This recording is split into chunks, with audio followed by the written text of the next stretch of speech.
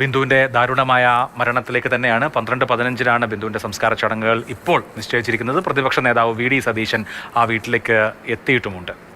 അതേസമയം മറുഭാഗത്ത് മറ്റ് പലയിടങ്ങളിലും വലിയ തോതിലുള്ള പ്രതിഷേധങ്ങളാണ് കാണുന്നത്. തിരുവനന്തപുരം, തൃശ്ശൂർ, പത്തനംതിട്ട തുടങ്ങിയ കൊല്ലം തുടങ്ങിയുള്ളതൊക്കെ BJP-യുടെയും മുസ്ലിം ലീഗിൻ്റെയും യൂത്ത് കോൺഗ്രസിൻ്റെയും ഒക്കെ നേതൃത്വത്തിൽ ആരോഗ്യമന്ത്രിക്കെതിരെ, ആരോഗ്യ സംവിധാനങ്ങൾക്കെതിരെയുള്ള പ്രതിഷേധങ്ങളും നടക്കുകയാണ്. വ്യാപകമായ പ്രതിഷേധമാണ്. സംസ്ഥാന വ്യാപകമായി ആരോഗ്യമന്ത്രിയുടെ രാജി അടക്കം ആവശ്യപ്പെടുന്നു. വിവിധ സംഘടനകൾ നേതൃത്വത്തിൽ പ്രതിഷേധം നടക്കുകയാണ്.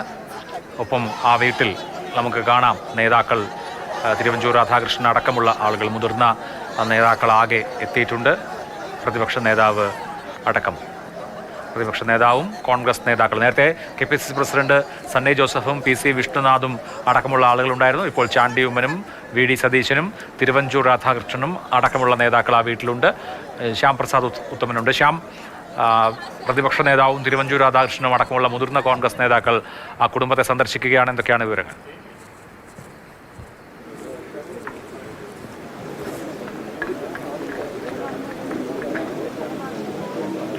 തീർച്ചയായിട്ടും ഇപ്പോൾ പ്രതിപക്ഷ നേതാവ് VD സതീശൻ അടക്കമുള്ള ആളുകൾ ഇവിടെ എത്തിയിട്ടുണ്ട്. അതോടൊപ്പം തന്നെ കോൺഗ്രസ് നേതാക്കളായിട്ടുള്ള തിരുവഞ്ചൂർ രാധാകൃഷ്ണൻ, ചാണ്ടി ഉമ്മൻ MLA അടക്കമുള്ളവർ ഇപ്പോൾ ഈ മൃതദേഹത്തിൻ്റെ പൊതുദർശന സ്ഥലത്ത് ഉണ്ട്. മോൻസ് ജോസഫ് അടക്കമുള്ള ആളുകൾ ഇവിടെ ഉണ്ട്.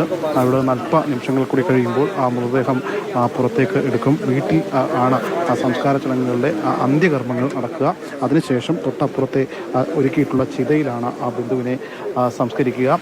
നിലവിലിപ്പോൾ ചാണ്ടി ഉമ്മൻചാണ്ടി ഫൗണ്ടേഷൻ്റെ പേരിൽ 5 ലക്ഷം രൂപ ധനസഹായം ഇപ്പോൾ ആ കുടുംബത്തിന് പ്രഖ്യാപിച്ചിട്ടുണ്ട്. വരുന്ന 10 ദിവസത്തിനകം ആ തുക കൈമാറും എന്നാണ് ഇപ്പോൾ പറഞ്ഞിരിക്കുന്നത്.